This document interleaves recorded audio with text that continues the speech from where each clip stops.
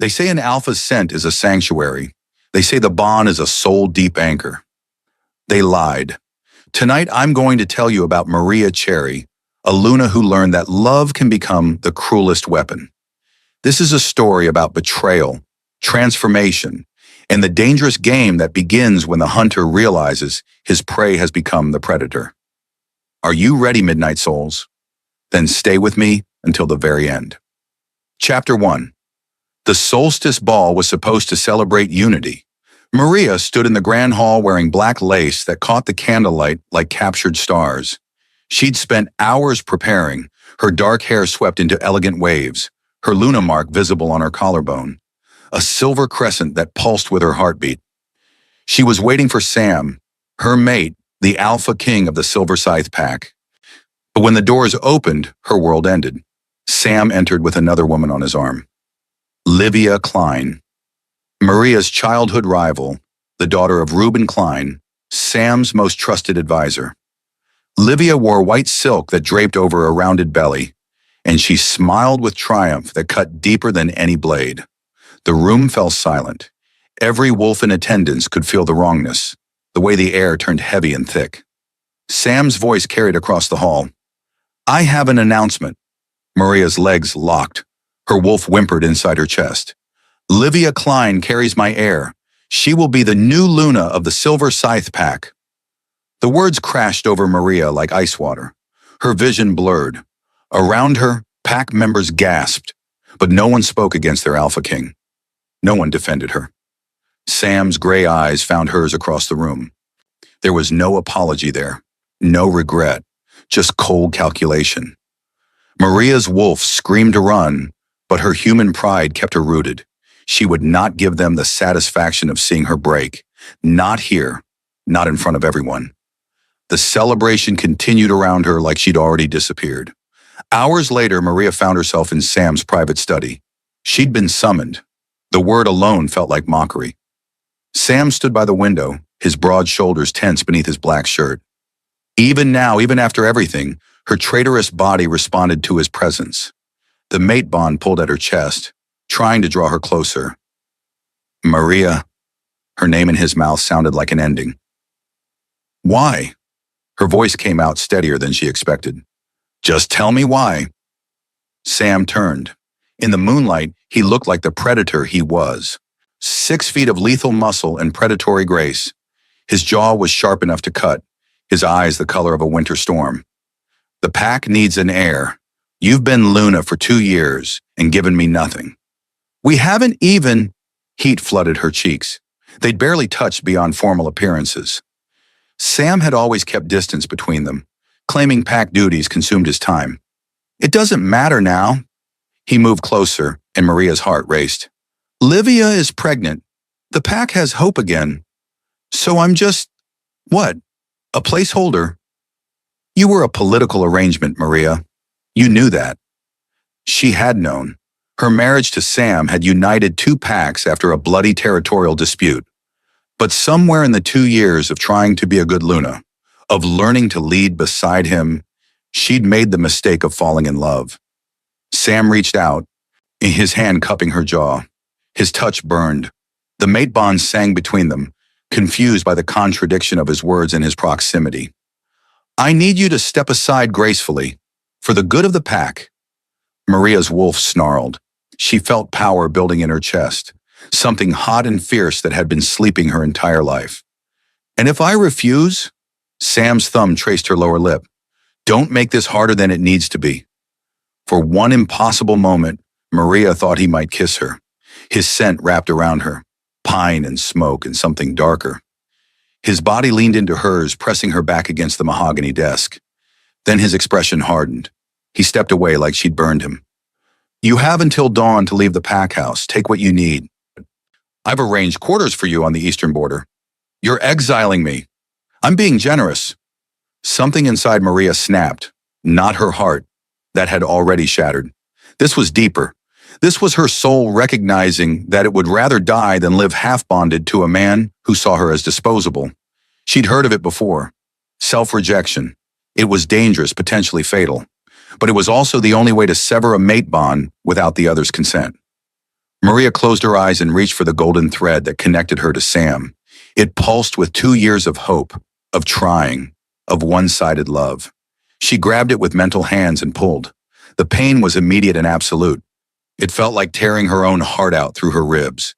She felt the bond ripping, fraying, snapping strand by strand. Sam's eyes went wide. "Oh, what are you doing?" Maria couldn't answer. She was too busy dying. Her knees hit the floor. Blood filled her mouth. Her vision went white with agony. The bond severed with a sound like breaking glass. When Maria could see again, Sam was kneeling in front of her, his face pale with shock. For the first time since she'd known him, he looked truly shaken. "You're insane," he whispered. Maria smiled through bloody teeth. "No, I'm free." She stood on shaking legs and walked out of his study, out of his life, leaving drops of blood on marble floors like breadcrumbs she'd never follow home. Chapter 2. Maria woke to music, joyful, celebratory music that echoed through stone walls and made her want to scream. She was in the pack infirmary. White sheets, white walls, white light that hurt her eyes. A healer checked her pulse with detached efficiency. "You're lucky to be alive," the healer said. "Self-rejection should have killed you." Through the window, Maria could see banners being raised. Silver and gold, Sam's colors intertwined with white and green. The Klein family colors. They were celebrating. While she'd been unconscious and bleeding, they'd been planning a coronation. The healer left. Maria was alone with the sound of her own heartbeat and the distant cheers of a pack that had already forgotten her. She waited until nightfall, waited until the celebrations moved to the Great Hall. Then she dressed in simple traveling clothes, took nothing but a small pack of supplies, and slipped out through the servants' entrance. No one stopped her. No one even noticed. The neutral lands stretched north of the Silver Scythe territory. No pack claimed them. They were dangerous, filled with rogues and exiles, creatures that belonged nowhere. Maria understood that feeling now. She walked through darkness, her feet finding paths by instinct. Her wolf was quiet, recovering from the trauma of the severed bond. But even weakened, her wolf guided her forward. Away, always away. The temperature dropped as she climbed into higher elevations. The frost-bound peaks rose before her like jagged teeth against the sky. Snow began to fall, soft at first, then harder. Maria's strength was fading. The self-rejection had cost her more than she'd realized. Her vision blurred. Her legs gave out. She collapsed in snow that felt almost warm.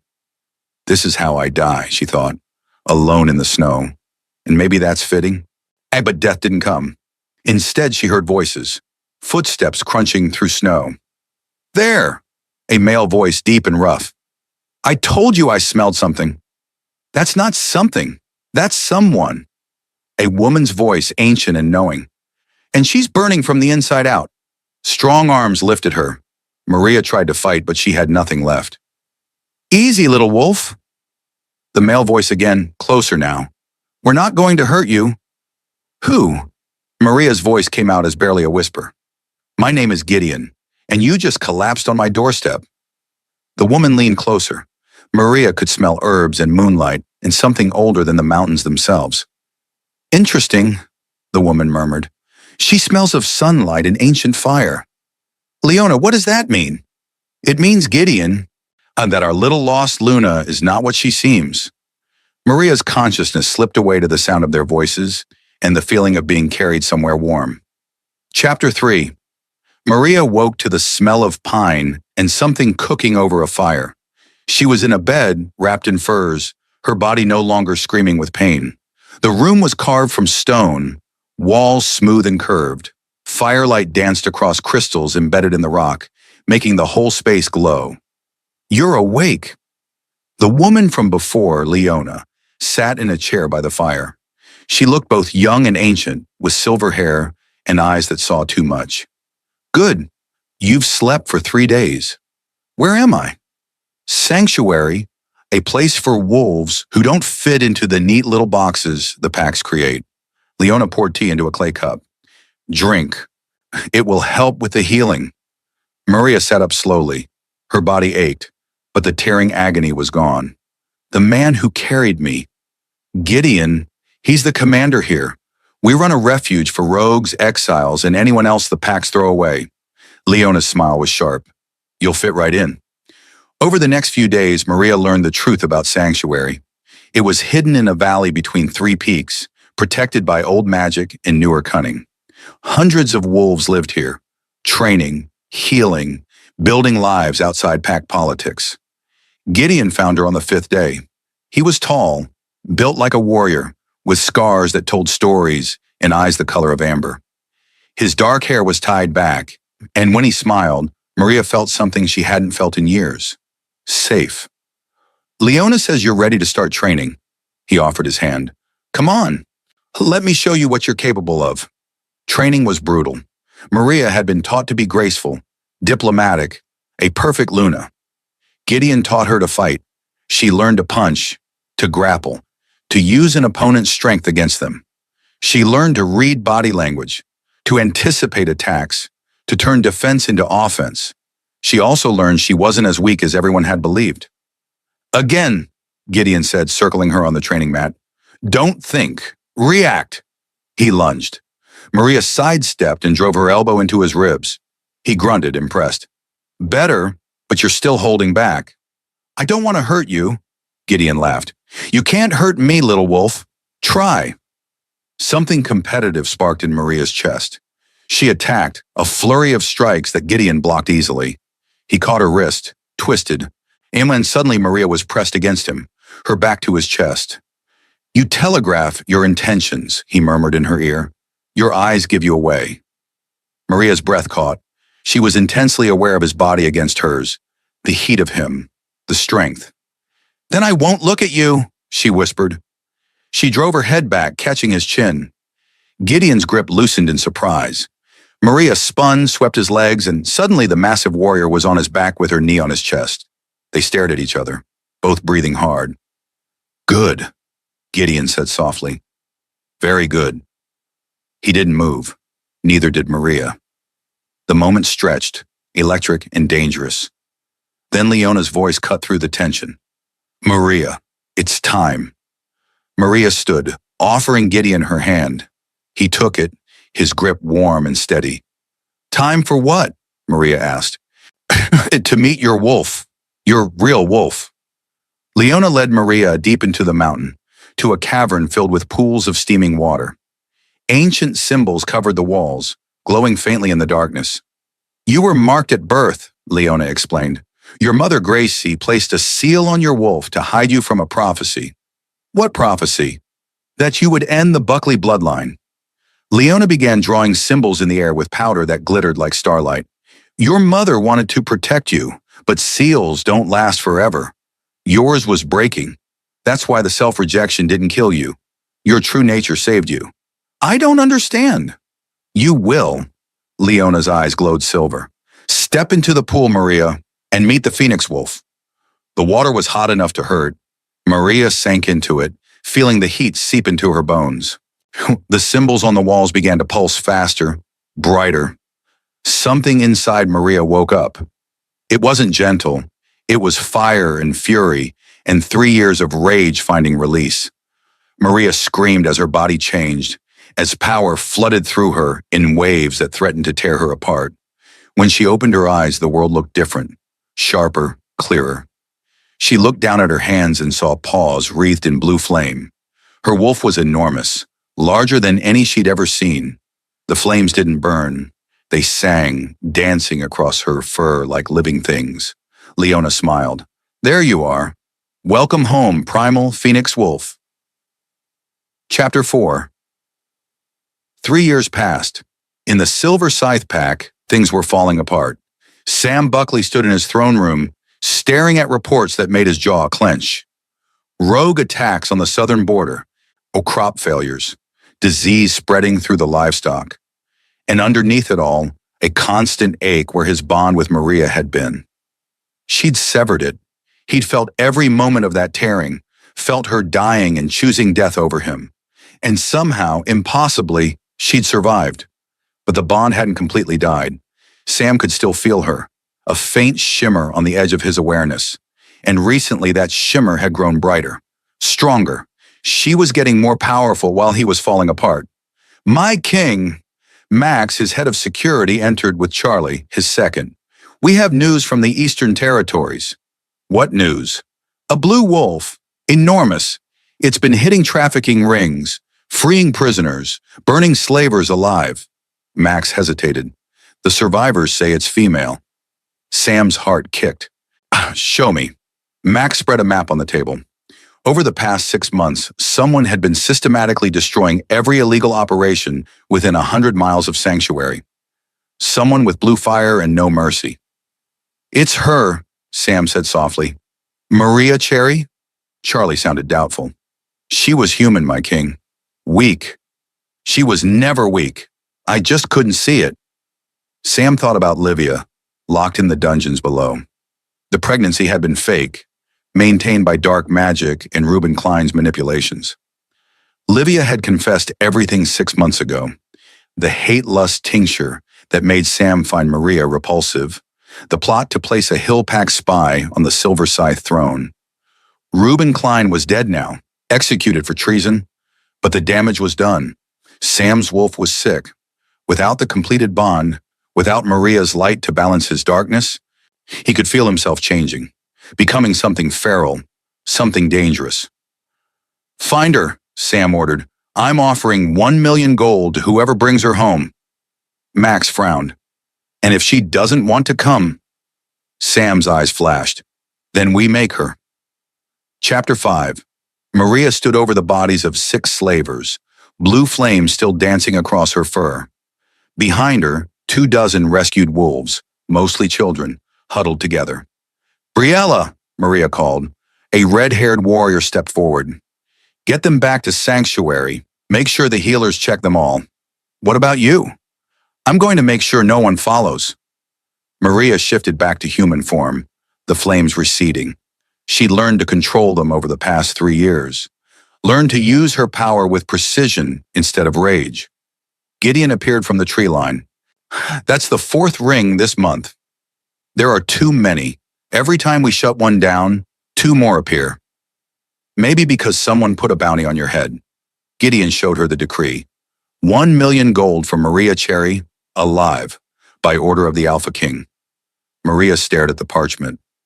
Sam's seal glinted in torchlight. He's getting desperate, she said. Or he's finally figured out what he lost. Gideon's voice was gentle. You don't have to face him, Maria. Yes, I do. This doesn't end until he understands I'm not his to claim. 3 nights later, Sam's hunters found her trail. Maria didn't run. She stood in a canyon, waiting as Max and Charlie and a dozen elite warriors surrounded her. Luna Maria, Max said carefully. The king requests your presence. The king can request all he wants. I'm not his Luna anymore. He's dying, Charlie blurted. The incomplete bond is killing him. His wolf is turning feral. Maria felt a flicker of pain, quickly smothered. That's not my problem. Please, Max said. He's made mistakes, but he needs you.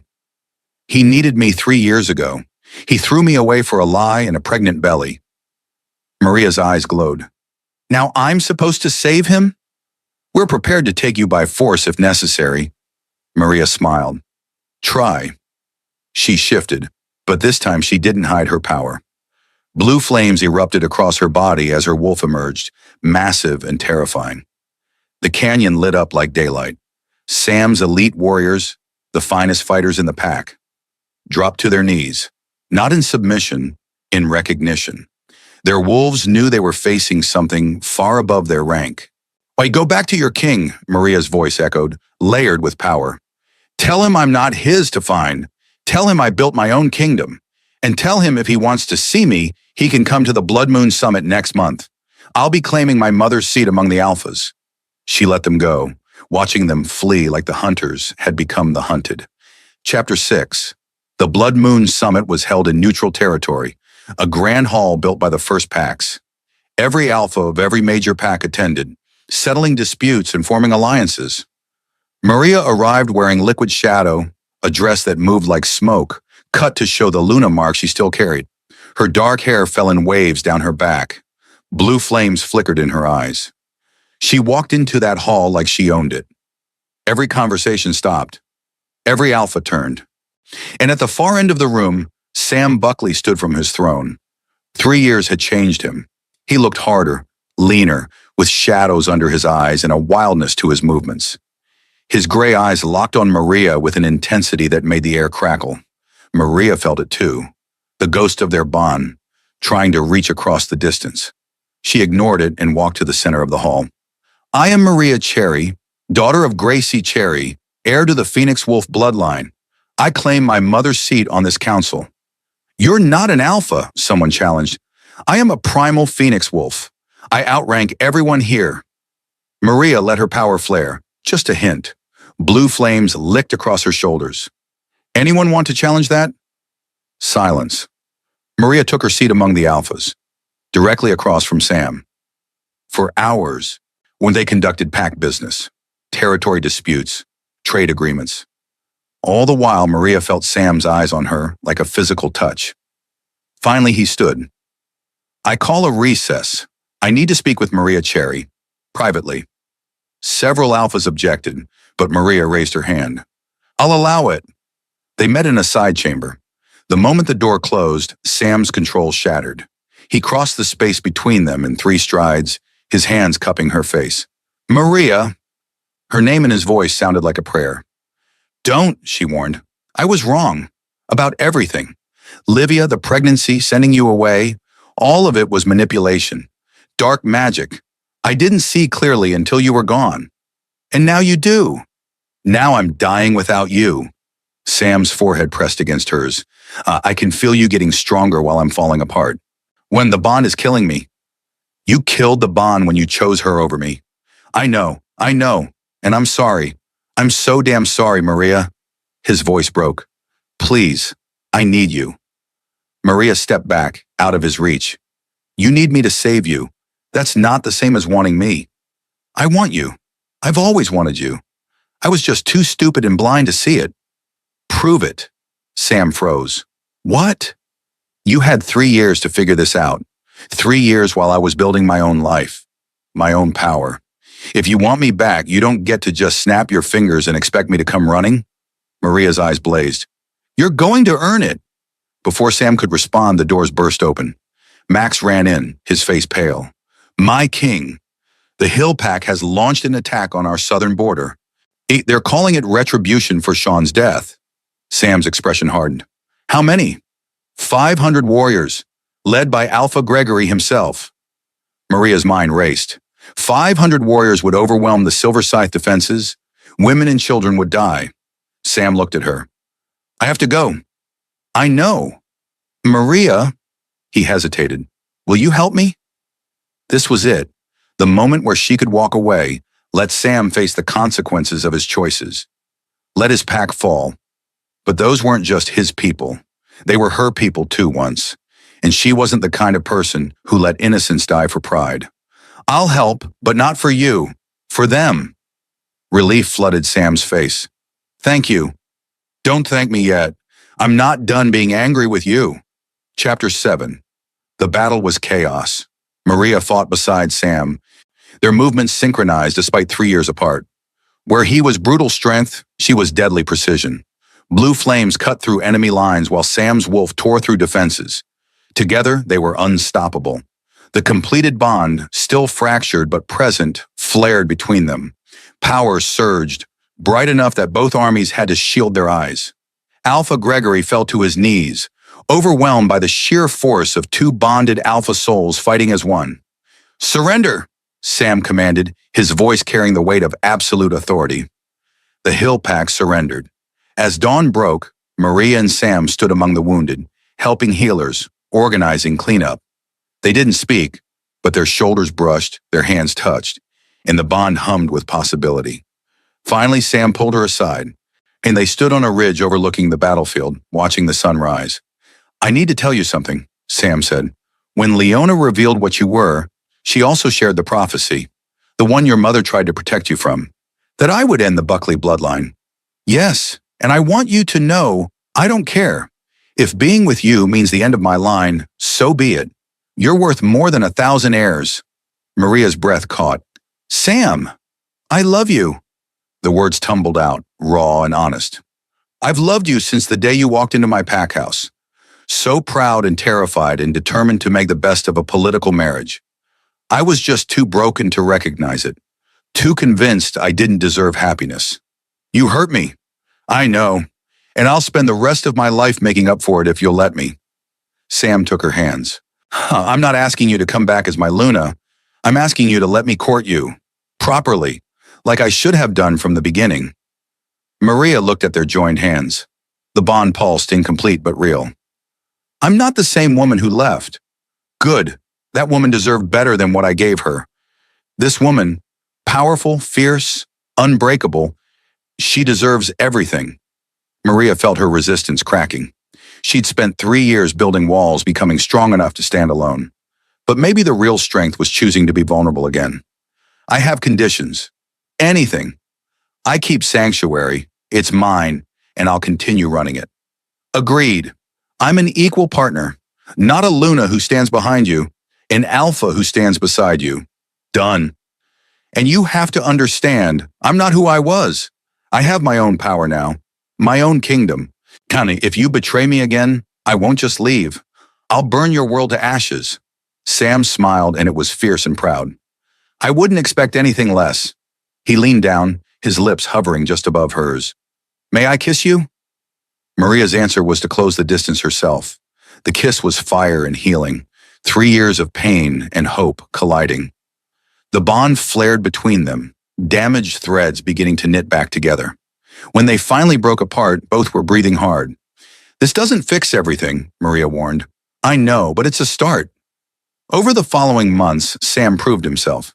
He courted Mariah with the dedication of a man who knew he was holding a second chance. He sent letters filled with poetry. He visited Sanctuary and trained alongside her warriors. He learned to fight beside her instead of for her. But he rebuilt trust one day at a time. And Maria, for all her walls and her anger, felt herself softening. Not back into who she'd been, but into someone new. Someone who could be both powerful and loved. 6 months after the battle, Maria stood in the throne room of the Silver Scythe Pack. But she wasn't there as a prisoner or a guest. She was there for her coronation. Not as Luna, as Alpha Queen. Sam stood beside her, his hand in hers as the pack elder placed a crown of silver and blue flames on her head. I present Alpha Queen Maria Cherry Buckley, Phoenix Wolf, protector of Sanctuary, and rightful ruler of the Silver Scythe Pack. The pack roared their approval. That night in their private chambers, Sam pulled Maria close. No regrets, he asked. About which part? Leaving you or coming back? Either. Both. Maria thought about it. About the girl she'd been and the woman she'd become. About the pain that had forged her into something stronger. I regret that it took so much hurt for us to get here, but I don't regret becoming who I am now. Sam kissed her temple. I'm grateful for who you've become. Even if I hate that I caused the pain that shaped you, then don't waste it. Don't waste this second chance. I won't. I promise you, Maria, I won't. And as the moon rose over the Silver Scythe Pack, 2 broken souls, now healing, now whole, began to build something new. Not a fairy tale, but something real. Something worth fighting for. Sometimes the people who throw you away end up hunting you down. Not because they realize your worth, but because they felt the hole you left behind. Maria could have stayed broken. She could have let Sam's betrayal define her. Instead, she became the thing he'd always needed, but been too blind to see. His equal. Your story doesn't end when someone discards you. That's just where your true power begins. Thank you for staying with me until the end, beautiful souls. If Maria's journey spoke to you, if you felt her pain and celebrated her strength, leave a comment below. And if you want more stories of wolves who rise from the ashes, subscribe to Marked by Midnight.